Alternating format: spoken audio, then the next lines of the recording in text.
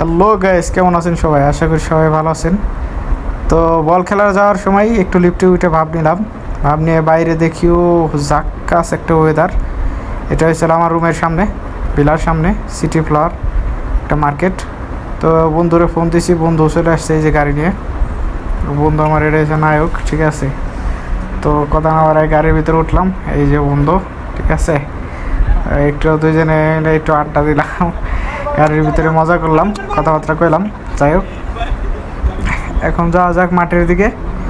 তো এটাই ছিল বাংলাদেশের মাঠ, আর সে দেশের মাঠ কিন্তু এক না। বাংলাদেশে যেমন আমরা মাটির ভিতর খেলি, কিন্তু এই জায়গায় আমরা খেলে হয়েছিল ইট পাথরের ভিতরে, ঠিক আছে। যেমন হচ্ছে পিচ ঢালাই দেওয়া এর উপর হয়েছিল, আমরা সবাই মিলে খেলি। তো আমরা আসতেছি, এখানে অনেক আগেই মানুষ চলে আসছে, সবাই এসে বাঙালি, ঠিক আছে। সব বাঙালি আমরা এই জায়গায়, এই যে সব, এই যে আর একটা বন্ধু, ঠিক আছে। এই জায়গায় সবাই মিলে, এই যে এটা এসে মাঠ, এই জায়গায় এসে বল খেলি। খুবই সুন্দর একটা প্লেস, খুবই ভালো লাগে। ওয়েদারটাও আজকে খুবই একটা মনোরম পরিবেশ, খুবই ভালো লাগতেছে। সবাই হাসি খুশি, স্বামীও খেলা শুরু করে দিছে, ও আগে আইসে খেলতেছে।